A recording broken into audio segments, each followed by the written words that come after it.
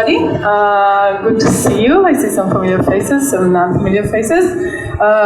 For the non-familiar faces, I wanted to say a few words about my background. Started out as a CS undergrad in the Technion, then I was a software engineer at Intel.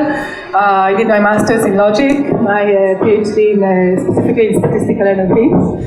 And then I did 2 postdocs, one in linguistics and one in computer science, which brought me to this revelation that this is how you need to study language. Today I had the ONLP lab, the Open Natural Language Processing project, started out at the Open University. So the lab is interdisciplinary. We have CS graduates, linguists, data scientists, software engineers, and we're all working to solve problems in natural language processing. We have 3 main theme projects.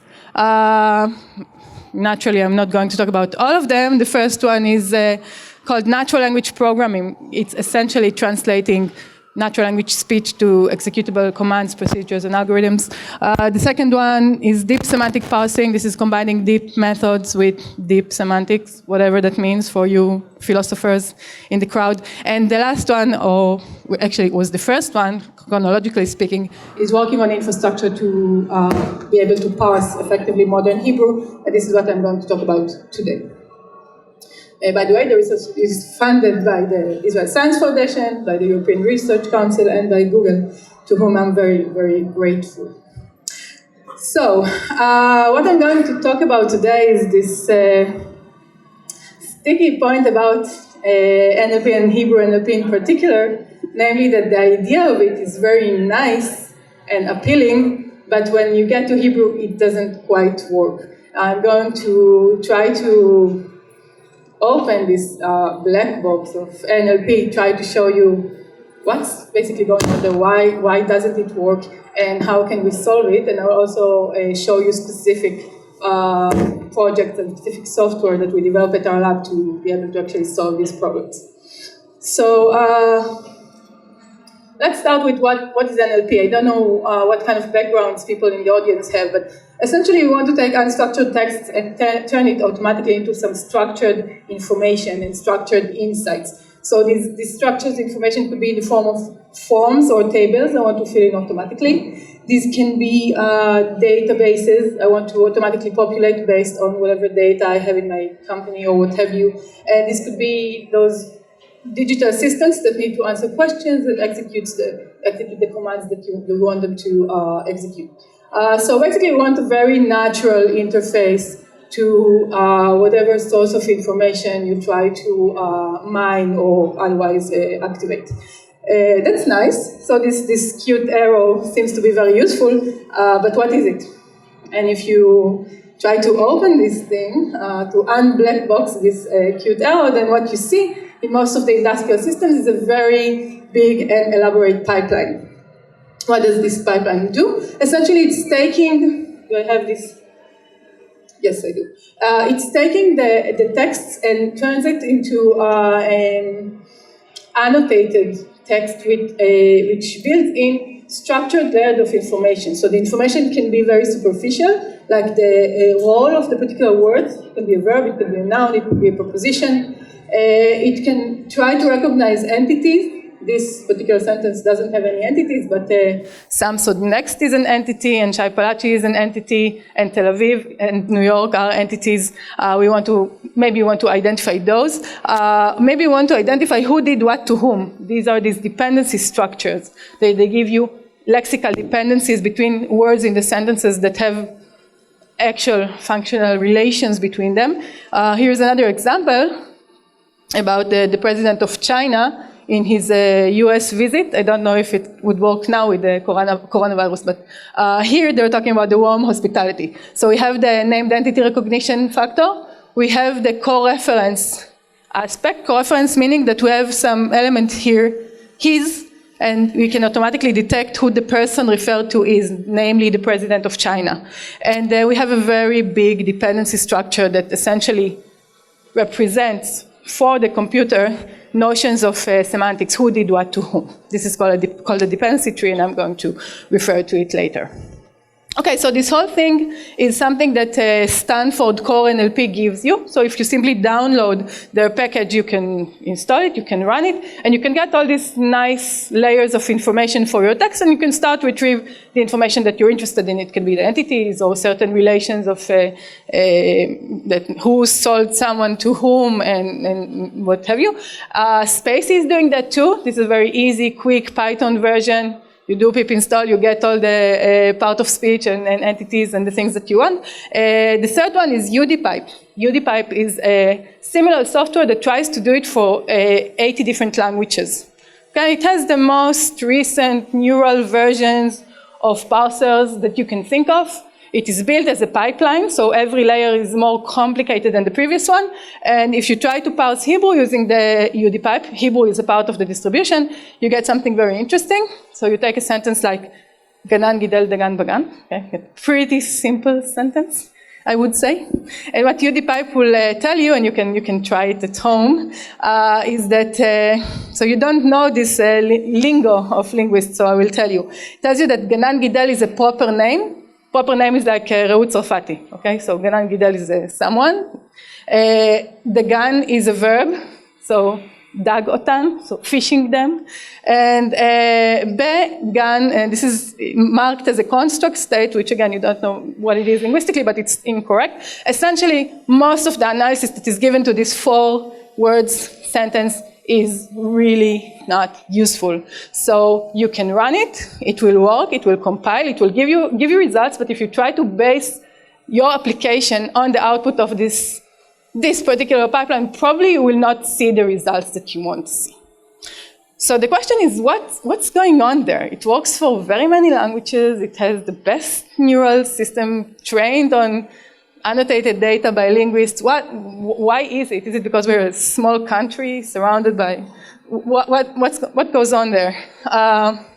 So actually, yeah, we're a small country. Yes, we don't have as much resources as these other languages, but this is not the main thing. So the main thing has to do with the structure of the language, and I want to give you a sort of quick sneak preview into the complexity that we have with Hebrew. So the main problem we have with Hebrew is that Hebrew words cannot be trusted. Just don't trust them. If you have this word, what's written here? Running around or coffee. So if you're talking about, especially about Bereshit, for instance, going around the moon, maybe you want to talk about Hakafa. If you're very tired after the day, you probably just see the coffee lurking there. How do you know what it is? Punctuation is good. You know it if you have punctuation, but usually you don't. And this is the assumptions that we take, that if we have computers, we want to execute whatever command on the text that you have in your company, we don't usually have punctuation. And we want to be able to process it. So one thing to notice is that it has different decompositions. And each decomposition corresponds to a different number of words in English. So the first one will be one noun, and the second one will be 2 different words in English. This is an assumption that is taken around the words. What's a word in the language? And then in order to do this decomposition, we actually need quite a lot of information. So what's written here?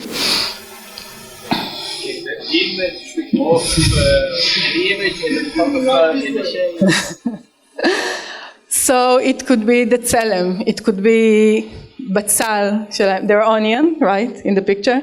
It could be batzel shelhem, their shadow, also in the picture. It could be the batzelem, running some demonstration, also in the picture, and it could be many more. And how do I know if this word is betzelem or betzilam? Because I see it in context. So before I saw the entire sentence, I don't actually know what's written there. But once I'm given a complete sentence, there's no ambiguity anymore. I just know. And as a person, I don't need the aid of the punctuation mark. I don't need actually any other signal. I can infer from the entire context what's going on there. That this one is just the word, the entity, B'Tselem, and the second one is Batzel Shalhem, in their pleasant shadow. We were sitting in their pleasant shadow. So this is the problem. And this is the problem for every NLP application that you want to build. Because in order to be able to process the text, like people process texts in English, you essentially needed the composition of words into what I'm going to call morphemes. And let's, for simplicity, assume that a morpheme simply corresponds to a single word in English.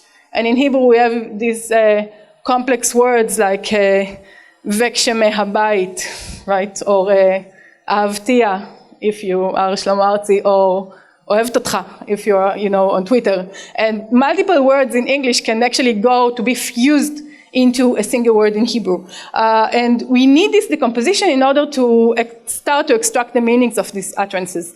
But in order to decompose the words into morphemes, I need the global context. The global context comes from your application, from the interpretation of the particular domain that you parse, from the entire sentence that your word resides in. And because this morphological decomposition needs context, and because the context needs to know the morphological decomposition, we essentially get into this loop. And this loop is essentially what breaks down systems. It is certainly what breaks down UDPI. Okay? So that is the problem. So what are we going to do about it? And I have to say, we are not the first ones to observe this problem. So this problem exists in Semitic languages. It actually exists to a lower scale and also in other languages. We call them morphologically rich languages. I'm going to specifically talk about Hebrew today. This is what we're researching, and this is, I think, also interesting for the audience here. And let's see what people propose to do in order to deal with this complexity. And there are, I would say, 3 general ways to cope with it. One, what I call the null approach, is to pretend that Hebrew is English. And this is actually more common than you think. So every time you have a new model, it could be Word2Vec, it could be Bert, it could be Elmo, it could be Big Bird, any Sesame Street character that you have that works on Hebrew, essentially pretend that Hebrew is like English, namely that one word is one vector. And if you have some stuff, some complexity going on there, okay, you have it in the vector. What you do with it, maybe you know, maybe you don't know, but you have it in the vector. So you work with it as if these were words in English. You can do that. I can actually tell you there are applications where it will be okay. But for many applications, it is not very plausible. And moreover, there are some applications for which this is impossible. So if I want to build a dependency tree, the kind of bilexical dependencies that I showed you on the first slides, I need to first decompose the word into morphemes so that I can recognize this cell, this shadow, and only then I can start to assign bilexical dependencies to the actual nodes on the dependency tree. So if I'm going to skip this morphological decomposition phase, I'm essentially not going to be able to complete the task. So this is not going to be helpful in all the cases. And for the cases where it's going to be okay, it will probably not be the best strategy I could take. So the second approach, which came quickly after, let's make Hebrew look like English. And how do we do that? You know how we do that, because you would propose to do that. What should we do? We can break the words down into morphemes and then pretend that it's like English. And this is done a lot. We call this phase morphological decomposition or morphological disambiguation. And then it's actually a little bit more plausible because there will be a correspondence to basic units of meanings with these morphemes, with segmented morphemes. But usually there will be errors in this phase. Why there will be errors in this decomposition? Because I have ambiguity and I need the global context, just like B'Tselem before. So I don't see the global context, I have a local decision. It will usually be detrimental. It will usually have errors. The errors will propagate down the pipeline, and in the end, the application that's built on this pipeline will not show good results. Why? Because of this circularity. Okay, so we don't want to do that either. By the way, there's one scenario when it is actually okay. If I have a model for morphological disambiguation where actual linguists sit and decompose the text, and that happens, by the way, now by the Reut HaTikshuv and the Israeli Academy for Hebrew Language. They actually annotate, well, the plan is 50K sentences to break them down into morphemes by skilled linguists, and then there will be 100% accuracy, and there you can actually build the applications. But this will not scale. You cannot do it for the sentences you want to run through your application. So this is not a scalable approach. So what do? We can give up, but we can also try to do it differently. We can try to jointly solve the two tasks. So the global decision and the local decision are going to be solved together. Something like think globally, act locally, right? This is actually quite sound, and I can articulate several linguistic arguments why this should be the way to do it. I will not do it. I think you have the intuition already. But what I am going to say is this is not trivial. And this requires further research, how to combine these global decisions with the local decisions. And this is where we come into the picture. We do it so that you don't have to. It's okay, we'll have time. So I'm going to show you 3 applications of this idea that we have at our lab. And they result in actual products. And some of them you can actually go and download and use in the privacy of your own company or, yeah. Okay, so I'm going to talk about YAP, yet another parser. I think several people know that. Who's familiar with YAP? Who's heard about YAP? Okay, who knows how this works, how YAP works? Tamer, you know a little bit, no? Okay, so you will know how it works. But I'm also going to talk about NEMO, which now stands for Neural Models for Morphology. And this is about solving the task of morphological segmentation and part of speech tagging. It's a fairly simple task, but yet complicated to solve. And we have the sequel, NEMO 2. We want to find neural models for named entities and morphology.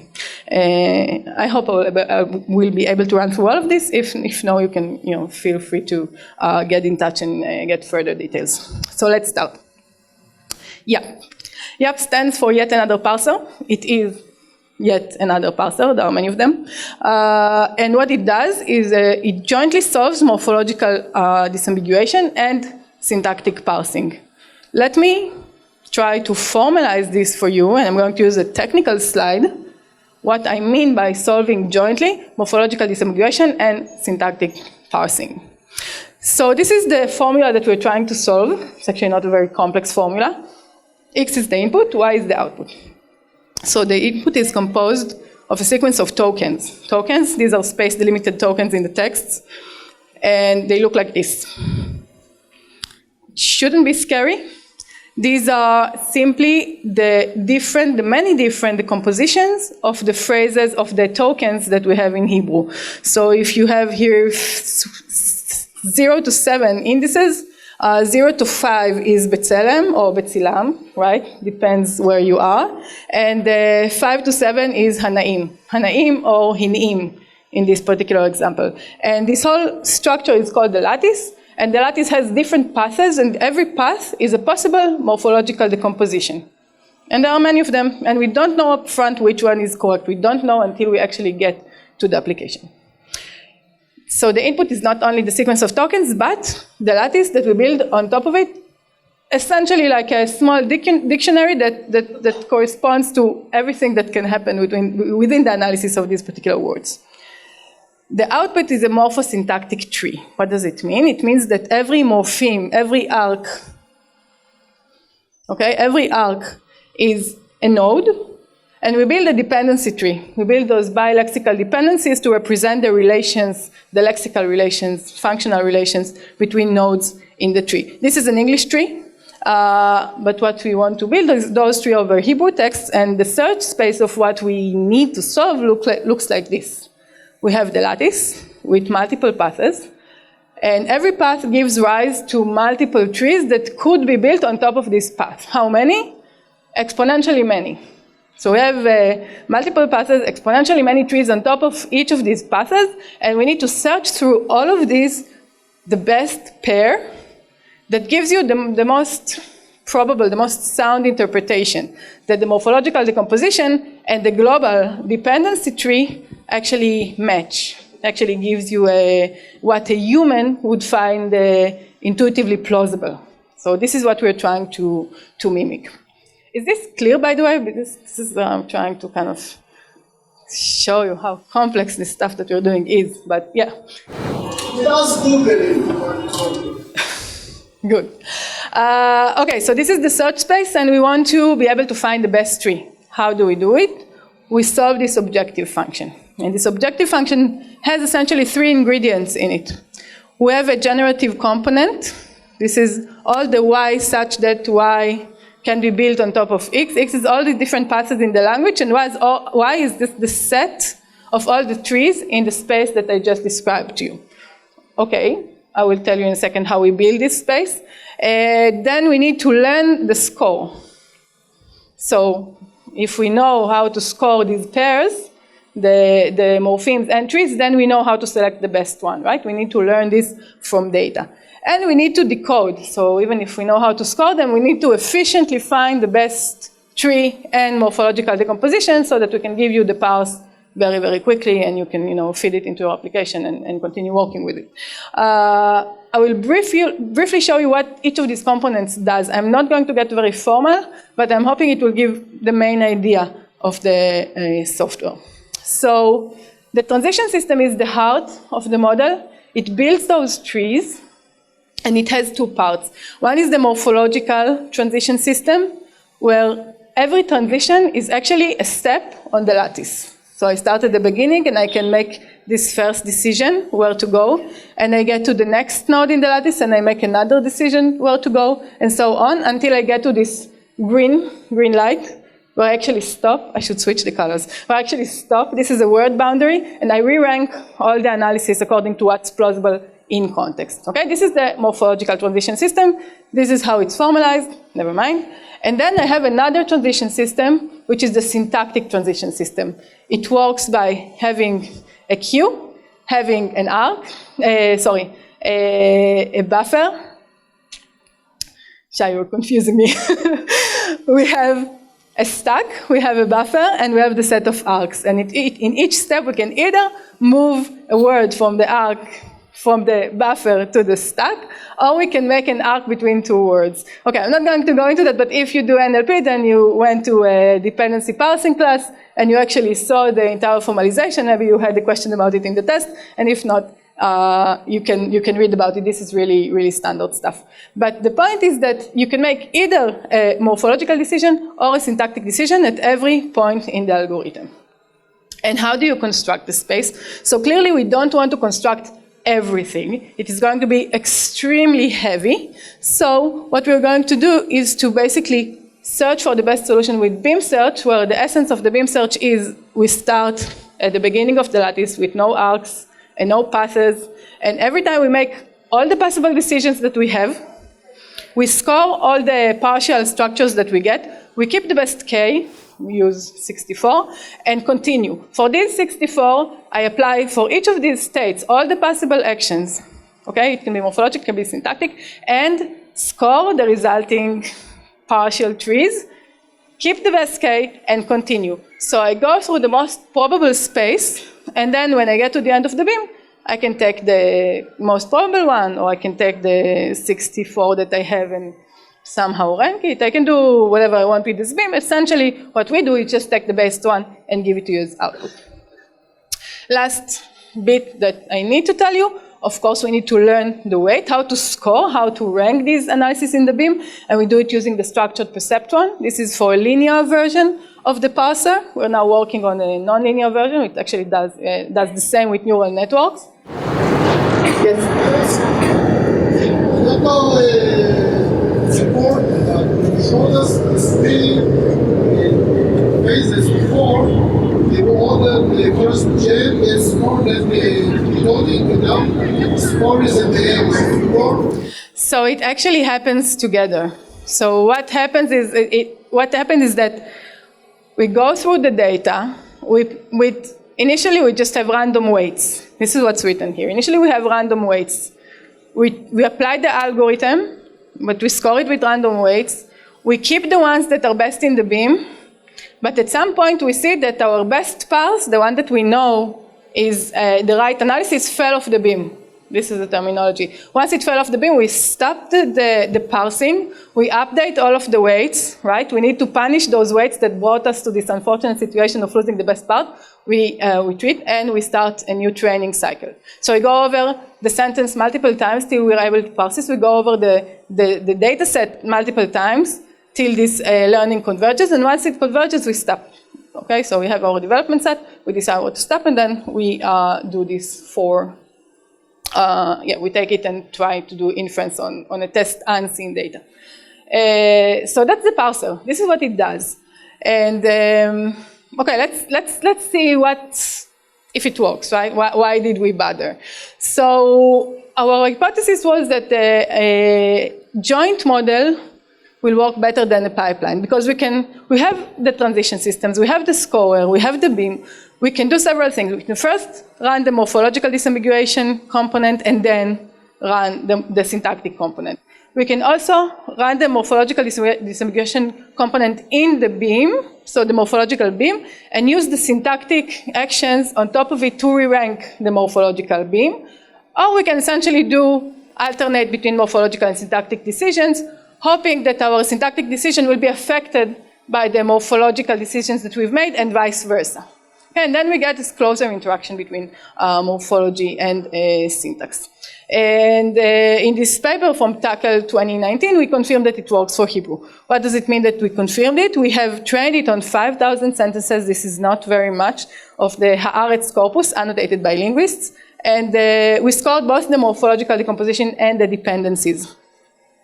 We already see on the dev set that we use to converge that we get better result for the morphological decomposition when we do joint morphology and syntax than when we do it as a standalone morphology or as a pipeline. But when we move to test scenario, these are sentences we haven't seen and we don't have complete analysis in the lexicon. We actually see that both the morphological model and the syntactic model work better if they are in a joint setup. So each layer uses signals from the other layer in order to correct essentially the errors from the other component. We are far better than the previous state of the art, and I should mention that previous state of the art mostly reported results for this gold scenario. The gold scenario, you remember I told you if I have linguists breaking down to morphemes, I have 100% accuracy. So the previous state of the art was around 80. We are substantially better with the app. And we also did a very fine-grained error analysis by a linguist, and we showed that for the specific errors, so if the gold standard is wrong, we have the same number of errors, right? So these are errors in the data. But for linguistic problems that arise from attaching words in wrong places, we cut the errors by half. And this is substantial to get actually decent performance. Okay, so by now I've confused you with numbers and formulas for now. So now I just want to show you what happens when you actually run it. And I prepared, הכינותי מראש, just a second.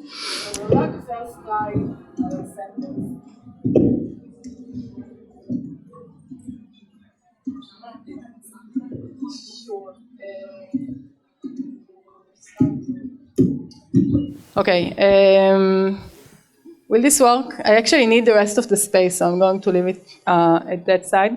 גנן גידל דגן בגן. Okay, we know this sentence. And we submit. What do we get?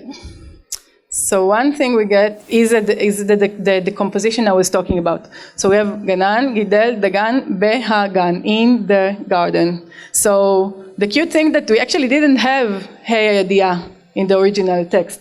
But the parser could know that bagan is referring to a definite article and actually expose it to whatever downstream application. The next thing that we have is the part of speech tags. We know that ganan is a noun and gidel is a verb and dagan is another noun and a preposition and a determiner and so on. We have dilemmas. This example is actually not entirely interesting because dilemmas are the same original forms as the sentence. And if we'd had more time, I would ask the audience to give me sentences and I would pass it. It would have been fun, but we don't have time for that. And we know the morphological features. So for instance, we know that ganan is masculine singular and dagan is also masculine singular. We know the dependency structure, so that ganan is the subject of gidel and dagan is its direct object. You linguists must enjoy it. And we also have something cool, which is the lattice. Okay, so four-word sentence has all these. This is just the initial analysis we started with. So if we have all these different analyses for 4 words, you can imagine what we get for real sentences for the hardest corpus. And this actually works for really long sentences, and it works quite well. Okay, you can play with it. I'm not going to parse more sentences, but this is surprisingly robust. This has been, so people tried it in different domains, and so education and health.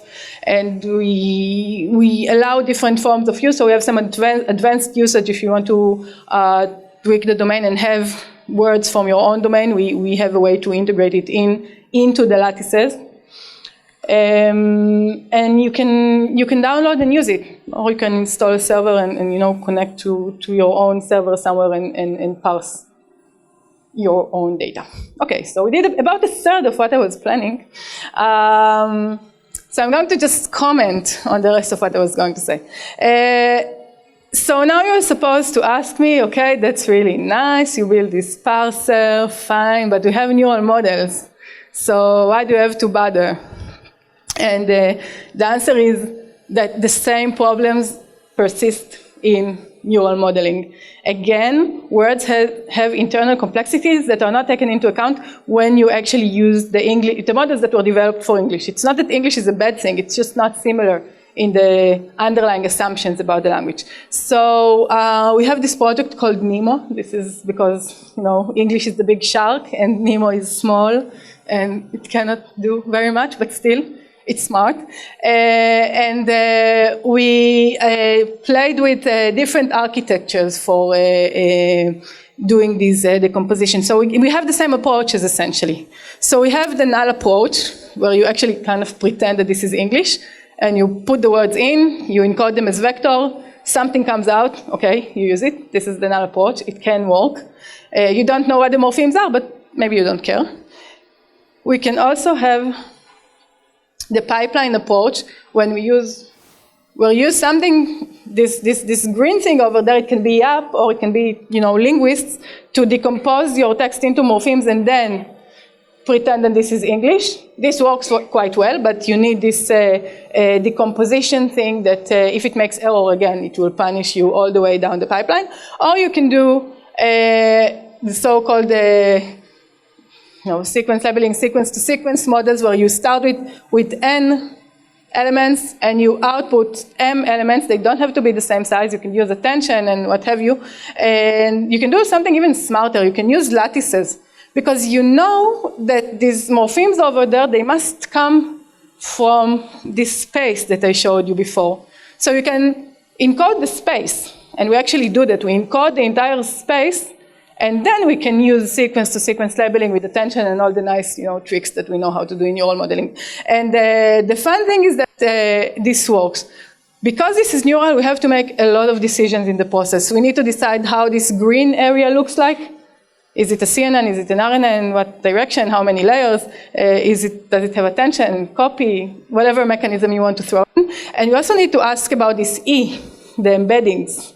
Are they word-to-vec or fast text? Do we encode the characters or the words or the morphemes? And these are essential problems. They are critical. So if you work on Hebrew, you want to ask yourself all these questions. I'm not going to talk at length about the answer. I'm just going to show you that we tried. This is a sample of the things that we tried for jointly solving morphological decomposition and part of speech tagging. And what we see is that when you work on gold segmentation, right, segmentation done by linguists, it's almost as good as YAP, or actually even better, but YAP works without the help of anyone.